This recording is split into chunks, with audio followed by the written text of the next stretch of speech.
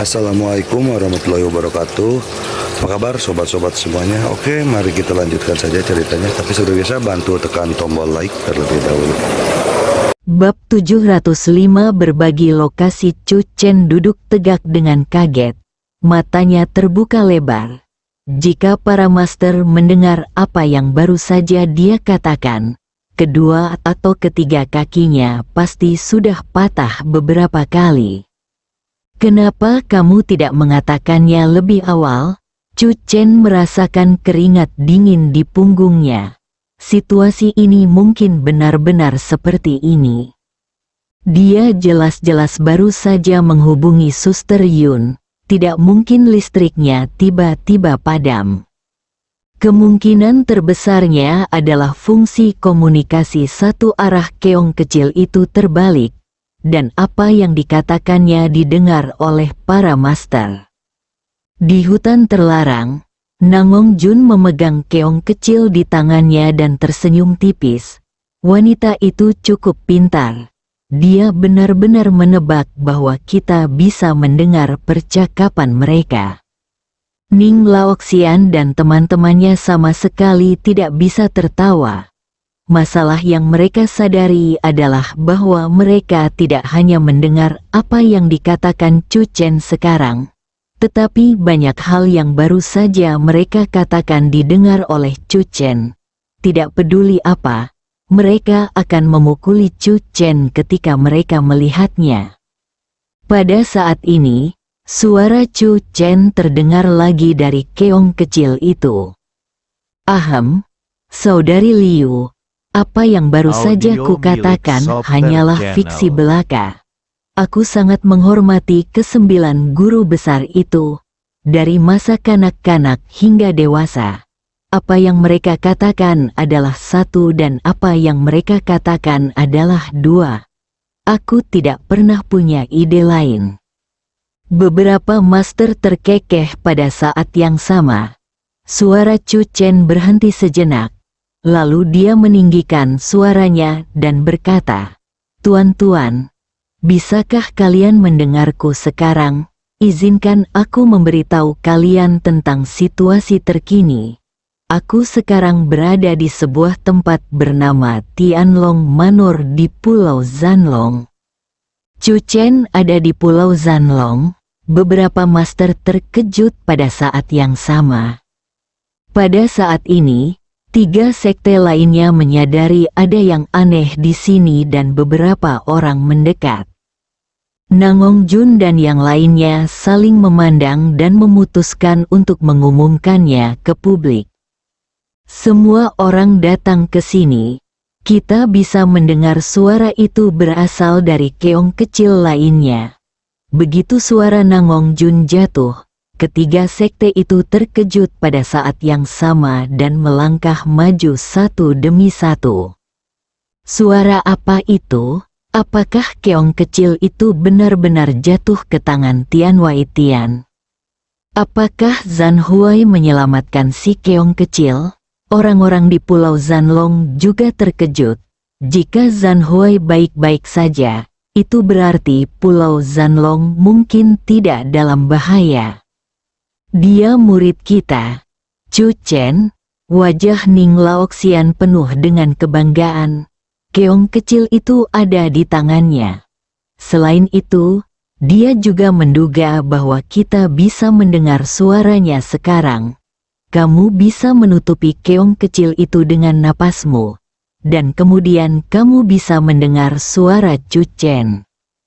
Sebelum seorang pun dapat bertanya lebih lanjut, nafas itu meresap ke dalam keong kecil itu.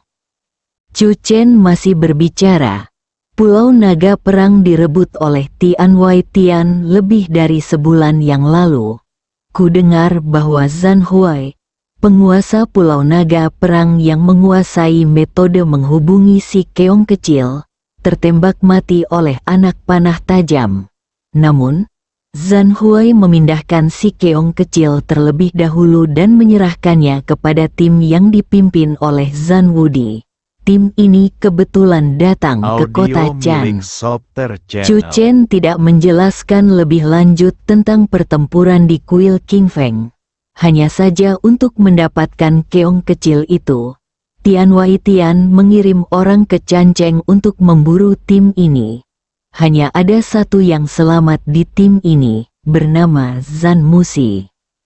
Zan Dongsan tampak gembira. Cucunya, Zan Musi. Keong kecil itu ada di tangan Zan Musi, dan dia memberikannya kepadaku. Sekarang, aku, Paman Tiambao, Paman Dazuang dan aku telah tiba di Pulau Zanlong. Ngomong-ngomong, kami bertiga telah menembus alam Qi. Bukankah itu mengejutkan? Hehe.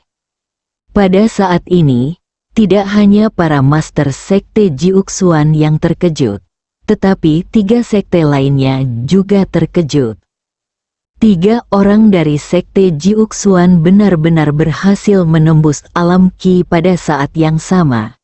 Dan salah satu dari mereka bahkan merupakan murid dari salah satu dari 9 guru besar sekte. Sungguh bakat yang luar biasa. Chu Chen tidak yakin apakah para master bisa mendengar suaranya. Jadi dia membuat cerita pendek. Saudari Yun, saya akan terus mempelajari formasi di dalam keong kecil dan mencoba melihat apakah saya bisa menghubungi Anda. Chu Chen duduk bersila dan diam. Suaranya tidak diragukan lagi memiliki dampak yang besar pada para prajurit keempat sekte. Sekte Jiuxuan tiba-tiba memiliki 3 prajurit lagi di alam Qi. Mungkinkah sekte Jiuxuan menemukan cara untuk membuat terobosan cepat? Ekspresi Zan Dongsan berubah beberapa kali. Di antara 4 sekte besar, Pulau Zanlong memiliki jumlah orang terbanyak di alam Qi. Ini adalah fakta yang tak terbantahkan. Pulau Zanlong selalu menganggap dirinya sebagai sekte nomor 1 di dunia. Namun sekarang, Pulau Zanlong telah jatuh, dan ranah aura sekte Jiuxuan akan melampaui Pulau Zanlong. Zan Dongsan menarik napas dalam-dalam. Dia harus memanfaatkan kesempatan ini dan mendapatkan peluang besar. Jika tidak, Pulau Zanlong akan benar-benar dikalahkan oleh Jiuxuanmen dalam satu gerakan. Namun, bagi Damosan dan sekte Beidou, ini tidak diragukan lagi merupakan berita baik. Keong kecil lainnya pun ikut bereaksi, yang berarti peluang mereka untuk keluar dari hutan gelap ini pun semakin besar. Murong Huanhong tampak gembira dan tertawa. Zan Dongsan memang seorang nabi. Mendengar ini, raut wajah Zan Dongsan tak dapat menahan diri untuk tidak menjadi gelap. Atau menurutmu, apakah murid sekte Jiuxuan akan menghubungimu melalui keong kecil itu? Inilah yang dikatakan Zan Dongsan kepada orang-orang sekte Jiuxuan beberapa hari yang lalu. Saat itu dia bicara dengan nada mencibir dan mengejek. Tanpa diduga, hal itu menjadi kenyataan hari ini. Murid-murid sekte Jiuxuan benar-benar menghubungi mereka melalui keong kecil. Zan Dongsan tiba-tiba menjadi nabi besar. Zan Dongsan, apa metode komunikasi antara kedua keong kecil itu? Bisakah kau memberitahu kami sekarang? Nangong Jun berkata, muridku mencoba menghubungiku, tetapi kami dapat mendengar suaranya. Tetapi dia tidak dapat mendengar kami. Banyak mata tertuju pada Zan Dongsan. Zan Dongsan memiliki ekspresi muram. Namun saat ini dia tidak berani menyinggung publik. Berikan padaku keong kecil itu, aku akan menghubunginya, kata Zan Dongsan.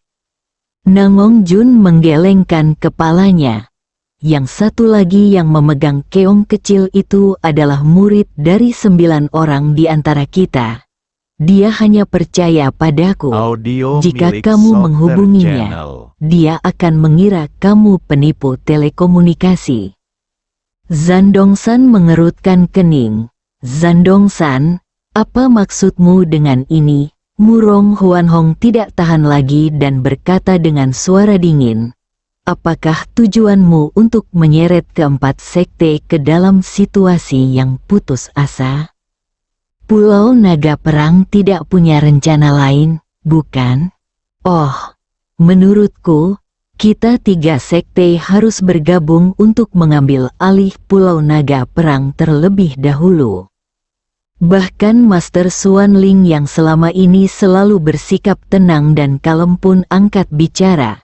Sejak kita memasuki area terlarang, para pendekar dari keempat sekte harus bersatu dan tidak boleh ada rahasia. Di bawah tatapan semua orang, Zandongsan tidak punya pilihan selain berkompromi.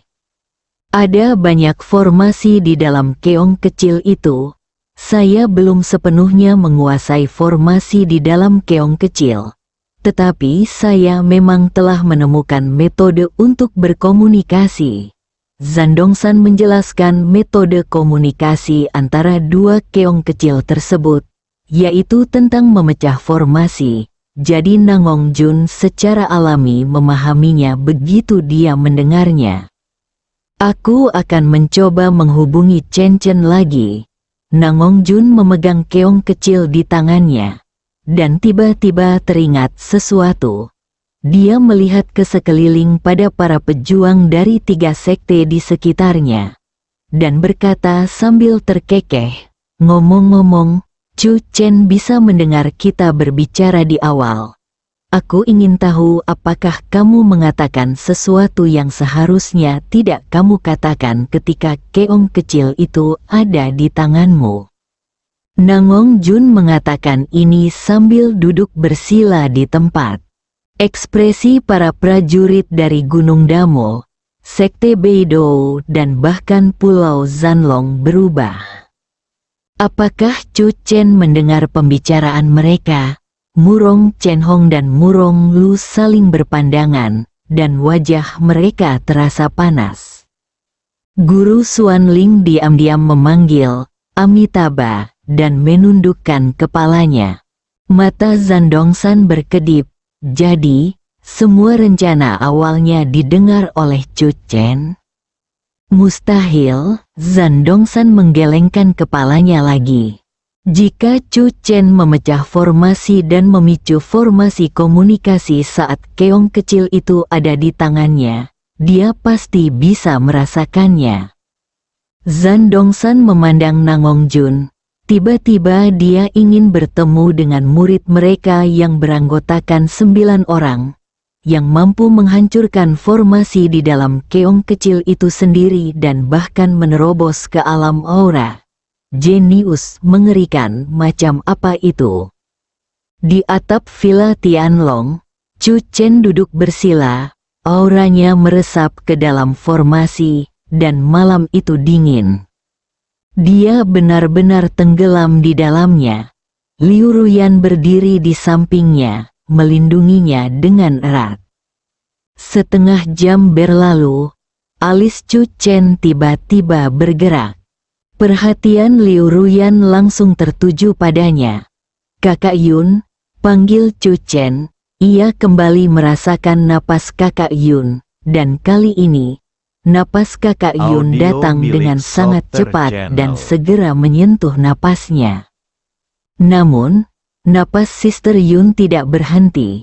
Setelah menyentuh napas Chu Chen, napasnya menembus ke satu sisi. Chu Chen secara naluriah tertegun, kejutan di detik berikutnya. Dia mengerti, Suster Yun ingin mengarahkan auranya dan menghancurkan formasi itu. Chu Chen tiba-tiba bersemangat dan sangat fokus. Di bawah bimbingan aura Nangong Jun, Chu Chen menembus semakin dalam ke dalam formasi di dalam keong kecil itu. Akhirnya, setelah menerobos suatu formasi, kedua aura itu menyatu. Chu Chen merasa bahwa lokasi spesifik keong kecil lainnya muncul dalam pikirannya. Selama Anda mengikuti perasaan ini, Anda pasti akan mencapai lokasi 9 master. Hal yang sama berlaku untuk Nangong Jun. Kami sudah melakukan kontak. Nangong Jun tiba-tiba berbicara, lalu berteriak, "Chen Chen, kamu baik-baik saja?" Chu Chen mendengar suara Nangong Jun lagi dan tentu saja merasa gembira. Kali ini, komunikasi antara dua siput kecil itu tidak lagi satu arah. Sebuah lokasi bersama terbentuk di antara kedua siput kecil itu. Bab 706. Minoritas mematuhi mayoritas. Aku baik-baik saja. Saudari Yun, bisakah kau mendengarku? Chu Chen berusaha keras untuk menahan kegembiraannya dan bertanya berulang kali. Nangong Jun berdiri sambil memegang keong kecil di tangannya. Oke. Bukan hanya Nangong Jun, tetapi semua prajurit dari 4 sekte mendengar suara Chu Chen pada saat yang sama, dan mereka semua bersemangat. Inilah harapan mereka untuk meninggalkan hutan ini. Kami sudah melakukan kontak. Pada saat-saat kritis, kita masih harus bergantung pada Pri Yun. Zandong-san, apa selanjutnya? Kedua keong kecil itu sudah saling bersentuhan. Bagaimana kita bisa meninggalkan hutan ini? Banyak mata orang tertuju pada Zandong-san, terutama Murong Lu, yang sangat aktif saat ini. Dia tidak memberi Chu Chen kesempatan untuk mengobrol tentang gosip dengan Nangong Jun. Tanpa menunggu jawaban Zandong-san, Nangong Jun berbicara terlebih dahulu. Sekarang aku bisa merasakan lokasi pasti Chen Chen. Begitu kata-kata itu terucap, semua orang merasa gembira. Di hutan yang gelap ini, para prajurit dari keempat sekte pada dasarnya telah kehilangan arah. Setiap pohon di hutan tampak persis sama, dan mereka tampaknya telah berjalan di setiap jalan beberapa kali. Mereka bahkan mencoba untuk kembali. Tetapi apa yang mereka pikir sebagai perjalanan pulang sebenarnya membawa mereka lebih jauh ke dalam hutan. Nangong Jun bisa merasakan lokasi Chu Chen, yang berarti dia tidak perlu khawatir tersesat lagi. Kita pergi saja sekarang. Murong Lu tidak mau tinggal di tempat ini barang sedetik pun. Dia ingin pulang dan merindukan istrinya. Yang lainnya juga menatap Nangong Jun dengan mata tidak sabar. Nangong Jun sedang berbicara dengan Chu Chen. Chen Chen, mari kita tetap berhubungan. Sekarang para pejuang dari 4 sekte akan berjalan ke arah yang kamu tuju. Chu Chen senang dan mengangguk penuh semangat. Oke. Besok pagi adalah hari yang ditetapkan oleh ayahku untuk menyerang Pulau Naga Perang. Jika para pejuang dari keempat sekte dapat kembali tepat waktu, itu pasti akan menjadi kemenangan besar. Tunggu sebentar. Zandong-san tiba-tiba angkat bicara, dan berkata dengan suara yang dalam, apakah kau lupa tujuan kita memasuki tanah terlarang surga dan bumi? Sejauh yang aku tahu, ada peluang besar yang tersembunyi jauh di dalam tanah terlarang surga dan bumi. Kita akhirnya sampai di sini. Apakah kita akan menyerah begitu saja? Ketika kedua siput kecil itu kehilangan kontak, kita tidak punya pilihan selain mencari jalan keluar. Tapi sekarang, selama kedua siput kecil itu tetap berhubungan, kita bisa masuk jauh ke dalam tanah terlarang, mendapatkan kesempatan, dan kemudian meninggalkan hutan. Perkataan Zandong-san menggerakkan banyak orang. Itu benar. Selama Chu Chen dan Nangong Jun tetap berhubungan, mereka dapat meninggalkan hutan kapan saja, jadi tidak perlu terburu-buru. Apa yang dikatakan Tuan Pulau Dongsan masuk akal. Atas dasar memastikan keselamatan, kita mungkin bisa menyerang untuk mendapatkan kesempatan besar. Kekuatan Tianwai Tian baru saja menunjukkan puncak gunung es, dan kekuatannya sangat dahsyat. Kita hanya bisa memiliki kesempatan untuk mengalahkan Tianwai Tian jika kita memperoleh kesempatan besar. Jiuk Xuanmen tidak berpartisipasi dalam diskusi ini. Dibandingkan dengan kesempatan besar, mereka lebih peduli dengan keselamatan Chu Chen. Chu Chen sekarang berada di Pulau Zanlong, dan Pulau Zanlong telah ditaklukkan oleh Tianwai Tian. Itu berarti Chu Chen dapat menghadapi serangan dari Tianwai Tian kapan saja. Sekarang lukamu sudah sembuh, kau sudah lupa rasa sakitnya. Nangong Jun berkata terus terang. Bahkan para pejuang dari dunia luar tidak berani memasuki hutan ini, yang menunjukkan betapa berbahayanya hutan ini. Kau benar-benar berani menempatkan dirimu dalam bahaya demi kesempatan yang tidak diketahui. Periyun, ketika keempat sekte memutuskan untuk memasuki area terlarang pada saat yang sama, kamu tidak keberatan. Zandongsan berkata dengan tenang. Kamu tidak ingin masuk sekarang karena kamu khawatir tentang keselamatan murid-muridmu. Prajurit lain dari Pulau Naga Perang segera mendengus. Kau egois. Pada saat ini, kaum minoritas harus mematuhi kaum mayoritas. Meskipun kita telah menghadapi banyak bahaya sejak memasuki hutan, keempat sekte kita telah memperoleh beberapa peluang, dan kekuatan kita secara keseluruhan telah meningkat. Nangong Jun berkata, saran saya, cukuplah. Jika Anda ingin makan terlalu banyak, Anda akan mudah mati karena makan berlebihan. Saya rasa tidak seorang pun akan menolak kesempatan yang lebih besar. Zandongsan berkata, mungkin kesempatan yang tersembunyi di dalam hutan ini dapat memungkinkan kita untuk menembus belenggu alam Qi. Anda tahu, dalam sejarah panjang dunia prajurit, tidak ada seorang pun yang pernah mampu melampaui alam Qi. Kita semua menantikan keberadaan di atas alam Qi. Setelah Zandongsan mengatakan ini, semua orang menjadi semakin bersemangat.